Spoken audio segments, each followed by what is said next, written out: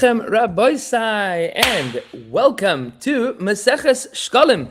Today is the 29th day of Adar. It is Erev Rosh Chodesh Nisan, and what a wonderful and appropriate time to start learning Maseches Shekalim. As we will see momentarily, today is incredibly relevant to Maseches Shekalim, and Baruch Hashem, to all of those that are joining us for the first time learning Maseches Shekalim.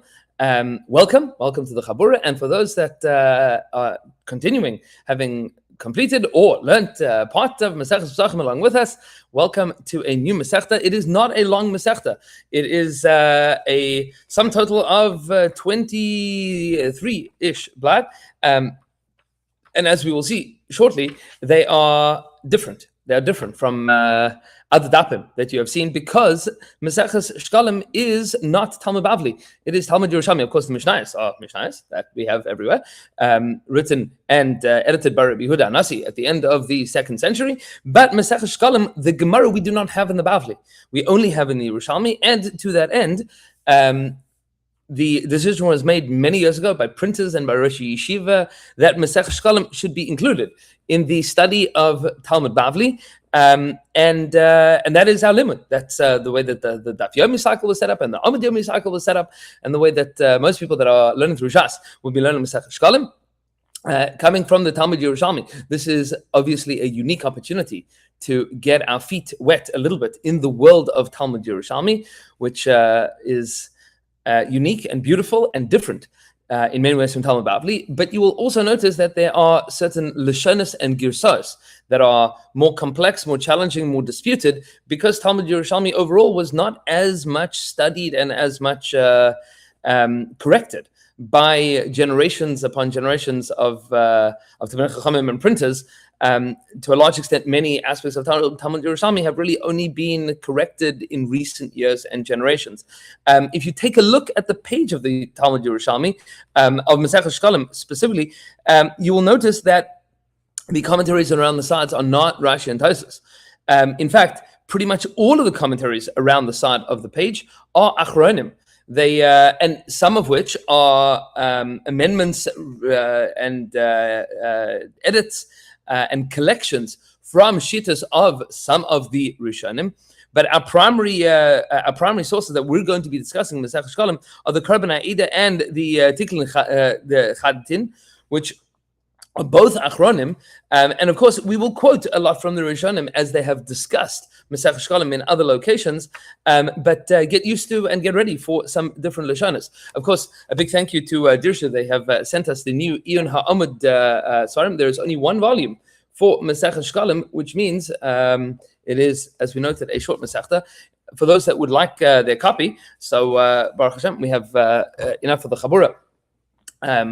It'll be in shul by this evening, so come along and get one by my Makam, or if you want by Shabbos, and Be'ez Hashem we'll be able to learn together. Maseches Shekalim, as we noted yesterday, for those that are joining us for the first time today, but we noted yesterday that Maseches Shekalim doesn't seem to be well placed.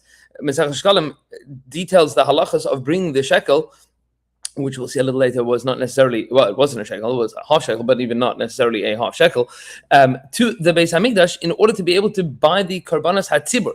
That was the purpose of the half shekel coin, which means that this is really a kachim sugya. The whole of Maseches Shekalim is talking about kachim, is talking about Korbanos. What is it doing here in Seder Moed? So to that, there are a number of explanations. The Meiri points out that since the Maseches HaShekel was collected at a regular clip, as we'll see shortly, it was part of the annual cycle, so it is included in Moed because that's talking about things that happen on the annual cycle. Some of the other Rishonim, the Tosfos Yamtiv, quoting from Rav Shira Gaon, points out that the reason that we are discussing Shekalim here specifically after Maseches Pesachim is because the time of the bringing of the Shekalim was around Pesach time, as we will see, or at least the time that it had to be in by was Rosh Chodesh Nisan. So you got one day left to donate to the Beis Hamikdash. Right now, of course, we don't give to Korbanos Tzibur today because we have nothing to do with that money yet. But Be'ez Hashem Yisbarach, we will be zoche to reinstitute the Tmidim Kel Chasam in very short order, Bimheri B'Aminu, and the Rambam in the Hagdamah to the Parashah Mishnayos writes that in the Parashah Satorah, you'll see that the Parashah of Shekalim follows right after the Regalim. So Kisisa comes right after the story at the end of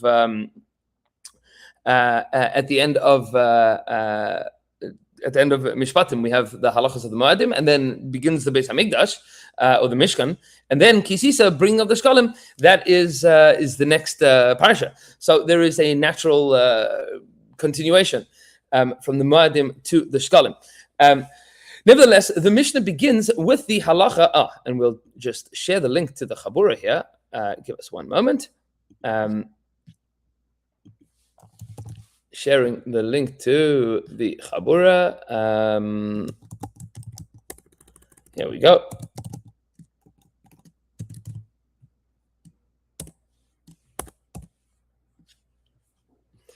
Okay, so says the Mishnah as follows: Be'echad be'adar mashmin al hashkalim.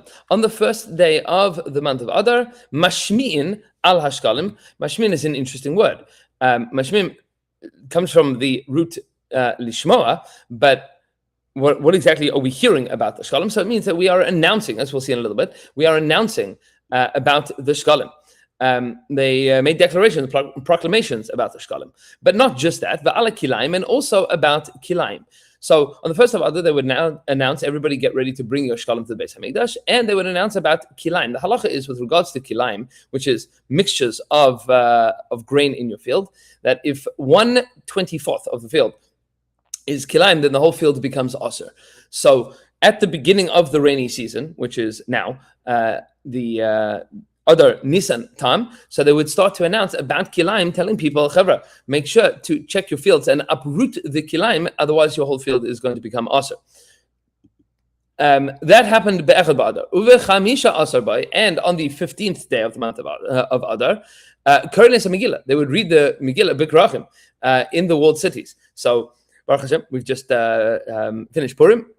We're still in the month of Adar, but on the 15th of Adar, so we read the Megillah in the walled cities. Now, what does this have to do with Shekalim? It doesn't have to do with Shekalim, but it's impossible for us to discuss Shushan Purim without noting the fact that the Megillah is read in the walled cities on Shushan Purim. That is the primary event of the day. But that's also important to note that you might have disregarded that fact, because the next line was u'mesaknes hadrachim v'sarachavis, that we got and we fixed the roads and the pathways. And the halacha is that, well, how come we're doing this on Shushan Purim? It's not chalila denigrating to Shushan Purim. We are still observing of Shushan Purim. But Purim is not asur be'asiyas malacha. The Jewish people were mekabel a yom mishta v'simcha. They accepted that we should have Purim as Yemei Mishta v'Simcha, but not an Isur Malacha, and therefore we are not skirting the fact that it is Purim, but there's no Isur Malacha on Purim. However, la halacha, the Shulchan Aruch writes that a person that works in Purim, Eina Rei Siman Bracha Miyamav, is not going to see any bracha from that work that is done, but things that are required for the tzibur is mutter to do. And therefore, metakenes hadrachim v'sarachavis, we fix up the ways and the roads. What are the ways and the roads that we are fixing up here? So there are two possibilities. The ways and the roads are, firstly, why are we fixing them up? Because it's the rainy season, and the water is going to wash away. It's going to erode the ways and the roads. What exactly are the ways and the roads that we're talking about here? Either for the drachim to the Ir Miklat, to cities of refuge for an inadvertent killer, to be able to flee to, because lots of people are going to be coming to Yerushalayim, and Chalila, there's going to be road damage and road traffic, and people are going to need to know how to get to the Ir Miklat, or because of the Oli Regalim. So you found both of those within the Rishonim. What else do you have to fix? First, mikvahs hamayim, you have to fix up the water. You have to fix up the mikvahs. Because in order for people to come to Yerushalayim, they would need to be able to make sure that they could be tahar to go up to Yerushalayim. So one is they would make sure that it was clean, and two, to make sure that the mikvahs all had the requisite amount of water because it hasn't rained yet. It's about to rain, but there might be a lower water level, and because of that, it would not be a kosher mikveh. You can do all public needs, and the Gemara later and Daf Gimel is going to explain what that is. And we mark off the graves. What exactly does it mean we mark off the graves? Because of the rainy season, because of wear and tear, people are not necessarily going to know where the graves are. And if you don't know where the graves are, so then people are going to become tummy on the way to Yerushalayim, and that's going to mess everything up for them. And what exactly are they going to be? Are they going to be marking it by? So the Rashi points out that they would mark it with lime. And the reason they would mark it with lime is because lime is white. It's similar to bones, and that would be an indication that this would be something that people would be able to see and be like, oh, it looks like there's something bone-like there. Alternatively, because lime is something that lasts a very long time, so too the tumor lasts as long as there is a kever or as long as there are bones there, and therefore that would be a permanent marker, as permanent as I suppose you could make it in the days of the Mishnayos. And on the 15th of Adar, they would send out inspections to go out to all the fields and say, like, "Woo, has anybody here accidentally planted kilayim and had not yet uprooted it from 2 weeks earlier on Rosh Chodesh Adar?" Okay, says the Gemara as follows: V'lama be'echad ba'adar. Why is it that they would announce the Shekalim on the first day of the month of Adar? Says the Gemara, Kadeshi Aviv Yisrael es shiklehem be'oinasam, so that the Jewish people would be able to bring their Shekalim in their right time. V'titarim trumas halishka min hachadash bismana, and there would be a trumas halishka. They would be able to make a withdrawal from the Beis Hamikdash treasury in its right time, which is be'echad b'Nisan. Tomorrow in Yerushalayim, Be'ez Hashem, certainly in the Yerushalayim Shel Mala, they are withdrawing the Shekalim for the korbanos of this up and coming year. So you need to give everybody a month in advance so that people would be able to come and bring their Shekalim in time, so that everybody would be able to make a withdrawal appropriately. There is a large discussion. The Rabbi discusses, well, was it always going to be Maseches shekel? The Rabbi writes that it wasn't always a Maseches shekel. Maseches shekel was the absolute minimum that could be brought. But every year, the accountants of the Beis Hamikdash had to get together and figure out how many people do we have that are going to be donating, how many people are not going to be going to default on their Beis Hamikdash dues. What is the projected budget that is necessary for the Beis Hamikdash for the year? And then they would be able to say, okay, this is the amount that everybody needs to bring. It was often much more than a Maseches shekel, but it could never be less than a Maseches shekel. And then they would make the withdrawal be'echad b'Nisan. We'll see later that it wasn't just be'echad b'Nisan. It was be'echad b'Nisan as well as 15 days before Sukkot and 15 days before Shavuos as well, and we'll discuss why a little bit later. Says the Gemara, Umar Rabbi Shmuel Bar Rav Yitzchak. It's the Korban Eder points out here is that Umar really is Omar. He said, but and Mr. or Umar Rabbi Shmuel Bar Rav Yitzchak holds the following. He says, Trumas Halishka Tchilasa. The Trumas Halishka, that the day of withdrawing from the temple treasury, that day was kitchilasa, like the initial day that it was done in the days of Moshe Rabbeinu and the Jewish people in the Midbar. The pasuk says, "Vahi b'chodesh harishan b'shana shinis be'echad l'chodesh hukam hamishkan," which is so apropos. That was last week's parasha at the end of Sefer Shmos. It was in the first month. B'chodesh harishan, b'shana shenis, in the second year, be'echad l'chodesh, on the first day of the month, hukam hamishkan, the Mishkan was put up, utani Allah, and the Brisa says about this day, b'yom shehukam hamishkan, by nitruma truma, on the day that the Beis Hamikdash, that the Mishkan was erected, on that day they took the first trumas halishka, they withdrew the first sum of money that was necessary for the korbanos for that year. Rabbi Tabi, Rabbi Yoshia b'shem Kahana, or the Nuschas Bavli adds b'shem Rav Kahana, which probably makes more sense, that Rabbi Tabi and Rabbi Yoshia in the name of Rav Kahana added the following. Nemar Kan, pasuk says, Ya Chodshei Hashana. The one pasuk, this is going to be an additional reason for why it's going to be on the first day of Nisan. The pasuk says, B'Chodshei Hashana, v'nemar lahalan Chodshei. And there it also says, Chodshei. So what's the Chodshei and the Chodshei? So one pasuk is V'niskehem chatzi ahin yela parush lishus ahin la'el revis ahin lekavs yain zos alas chodesh b'chodesh lechodesh hashana. That's the pasuk in Parshas Pinchas in Bamidbar, talking about the korbanos of Rosh Chodesh. That is olas chodesh b'chodesh lechodesh hashana. And then you have another pasuk which tells you which is also very apropos to what we read last week, which is Parshas HaChodesh, the chiyuv of declaring that Nisan is the first of the months of the year. That is part and parcel of the mitzvah of Kiddush HaChodesh. So you have one pasuk that tells you Chodshei Hashana, and the other pasuk that tells you Chodshei Hashana. Ma Chodshei shenemar lahalan ein monin ela minisan. Just like the Chodashim that are counted from the beginning of the Jewish people's existence are talking about counting from the month of Nisan. So to the Chodashim that are spoken about with regards to the korbanos of the Rosh Chodesh, we count that also from Nisan, and that is why the Shekalim had to be given in by Nisan. Says the Gemara, hold on a second. Amar Rabbi Yoina Shavak Rabbi Tabi Roisha Demas Nisav Amar Saifa. Rabbi Tabi, hold on a second. Rabbi Tabi forgot the beginning. He didn't mention the primary part of the brisa. He only mentioned the end of it. Meaning, what we see from this is that it is important to have the korbanos of the tzibur being somehow related to Rosh Chodesh. But there's a missing piece here. There is a missing piece. We haven't yet figured out that you need to use this year's money for this year's korbanos. Where does that come from? Says the Gemara, Dalken or Deloiken, there's different girsas, yeah? Dalken or Deloiken, it would be appropriate if he would have continued with that which is written, that which is taught, the beginning of the brisa. Let's read the full brisa. This is the ola of each chodesh in its month. I might have thought that you should be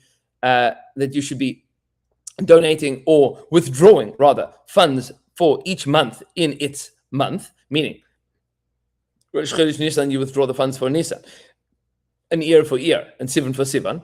Talmud Loimar, therefore the pasuk says, Bechodshai, for its month, Lechodshei Hashana, for the months of the year. Meaning, what does that mean, Lechodshei Hashana? That Bechodesh Echad hu Tarim Lechol Chodshei Hashana. From 1 month, you withdraw for all of the months of the year. Yachol be'ez chodesh year. So maybe you want it to be in any month. You can pick any month of the year. Do it in Tishrei. Do it in Cheshvan. You could do whenever you want. Nemar kan chodshei v'nemar lahalon chodshei. It says ya chodshei and it says there chodshei. That's the end of the brisa that Rabbi Tavi quoted. Nemar lahalon chodshei ma chodshei shnemar lahalon ein monin ela minisan. Av chodshei shnemar kan ein monin ela minisan. Just like there, chodshei hashana is a reference to Nisan. So to here, chodshei hashana is a reference to Nisan. One withdrawal for the whole year, and that covers everything. Which month? Nisan. Okay, says the Gemara, Ma'u mashmi'in. What does the word mashmi'in mean? We're not super familiar with this word. It doesn't show up very often. Says the Gemara, Rav Huna explains machrisin. It means that we make announcements. We have to make an announcement. Now, the Gemara is going to question here. Well, why do you need to make an announcement? We don't make announcements about other mitzvahs. You don't make announcements that everybody needs to bring the Korban Pesach. Everybody needs to. It's a chiyuv that carries with it kares. We don't make announcements that you have to bring your chagiga. We don't make announcements that everybody should get ready for Aliyah L'Regel. Those announcements we don't make. So when do we make announcements and when do we not? Says the Gemara, Rav Huna tells us mashmin means machrisin. Heyach ma da'at amar, and we have a proof idea for this, which is the pasuk v'yitnu kol b'Yehuda v'Yerushalayim, that they made an announcement in Yehuda and in Yerushalayim. The pasuk says in Divrei Yomim that they would make an announcement. They'd make an announcement that people should bring their shkalim, meaning we have a precedent from the Nevi'im that this should be done. The pasuk in Divrei Yomim, Kol b'Yehuda v'Yerushalayim havit la'Hashem masas Moshe Eved ha'Elokim al Yishol b'Midbar, that they announced in Yehuda and Yerushalayim that everybody should bring their shkalim as instituted in the days of Moshe Rabbeinu. So that's our our prior indication that this is the correct thing to do, and therefore the Chachamim instituted that this should be done as a takana midrabanan. Says the Gemara, Taman Tanenon, there we have learned, we have a Mishnah that teaches us, and this is the Mishnah in Megillah. Ein bein adar rishon la adar sheni, ela mikra Megillah umatanas le'evyanim. There is no difference between adar rishon and adar sheni, except for Megillah and matanas le'evyanim. There's a big shaila that comes up every year. Well, every time you have a adar rishon or sheni, when you have a shana milberes, which adar is the real adar? Will the real adar please stand up? So this is an important question to ask. And our question we're going to be wondering now is, well, are we mashmian ala shkalim in both others? Because we have a Mishnah that tells us that the only difference between Adar Rishon and Adar Sheni is Mikra Megillah, reading the Megillah, Matanas Evyanim. Well, hold on a second. Meaning that if we declared that Adar to not to only be Adar Rishon, we're going to have an Adar Sheni, then everybody has to reread Mikra Megillah, Matanas Evyanim. Does that imply that you don't need to re-announce about the Shkalim? Rabbi Shimon bar Rabbi Yehuda ben Levi says, Rabbi Shimon bar Rabbi Yehuda ben Levi, Av Shimo Shkalim Uklayim Binehem. No, it's true. Those two things that we discussed, Mikra Megillah, Matanas Evyanim, that is only within the context of Purim. But the truth is, there are many other dinim, like Shimo Shkalim, announcing about the Shkalim, Ukilayim Binehem, and mentioning about the Kilayim, that you would have to repeat on Rosh Chodesh Adar Sheni.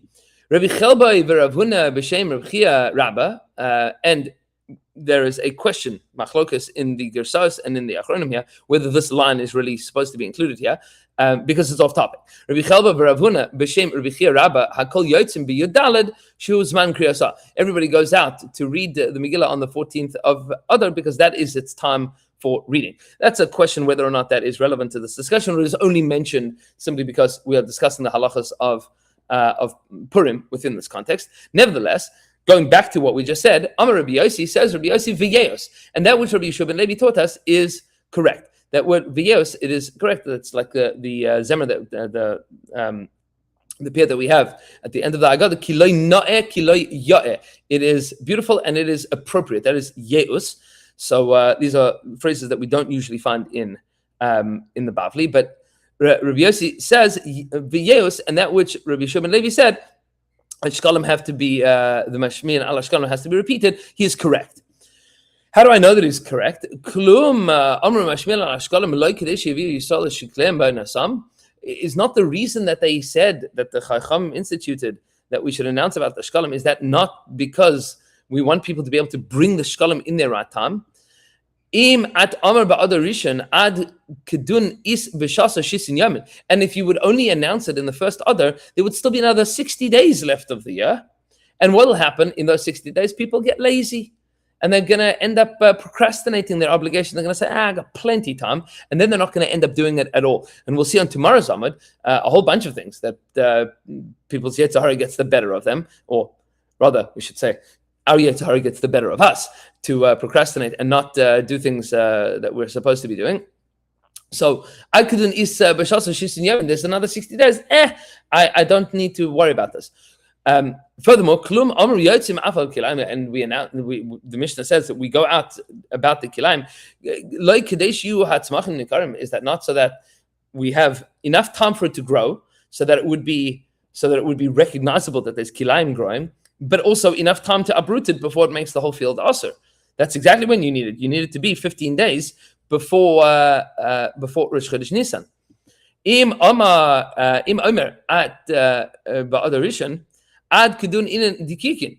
And if you would only do it in adar rishon, that'd be too small. Because the reason that you are making an adar sheni is because it's not yet close enough to springtime. So the plants are still for sure going to be too small, and nobody's going to uproot the kilayim in time. Meaning, nobody's going to be able to uproot it then, and then it's going to grow, and then it's going to answer everything. Says the Gemara, Reb Chizkiah Shal. Reb Chizkiah asked the following question.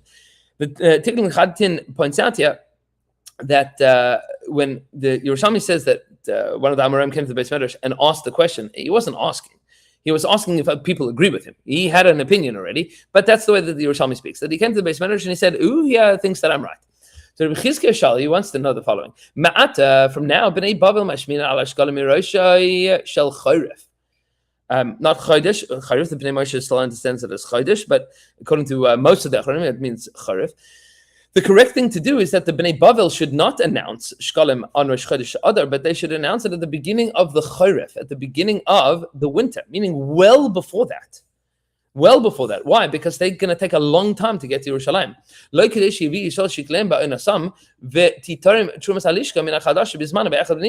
So that they have more than enough time to be able to get to Yerushalayim, put their money in the pushka, and then when it comes to the 1st of Nisan, that the Kohanim that are going to withdraw the money from the Lishka to be able to use for the Karbanos will be able to use the money of the Bnei Bavel as well. Meaning the Bnei Bavel need to be given a lot more time. That says Rabbi Chia. I think that would be correct. What do you guys say? Says the Gemara, Hitiv Rabbi Ula Kume Rabbi Mana. Rabbi Ula said in front of Rabbi Mana, meaning Rabbi Chizki asked the question, and Rabbi Ula says in front of Rabbi Mana, I think he's wrong. V'hatanin, didn't we learn? We have we'll see later, the Mishnah in the third parak, that the truth is that they would withdraw from the Lishka 3 times a year. Beprus ha-Pesach, at the halfway mark of Pesach, which means halfway in learning the halachas of Pesach. That's how the Karban Eda explains, meaning 15 days into the learning of the halachas of Pesach, which means the first day of Nisan, as well as Beprus ha-Atzeres, 15 days before Shavuos, Beprus ha-Chag, and 15 days before Sukkot. Those are the 3 times, 15 days before the Shalosh Regalim, each of the Shalosh Regalim, they would withdraw the funds.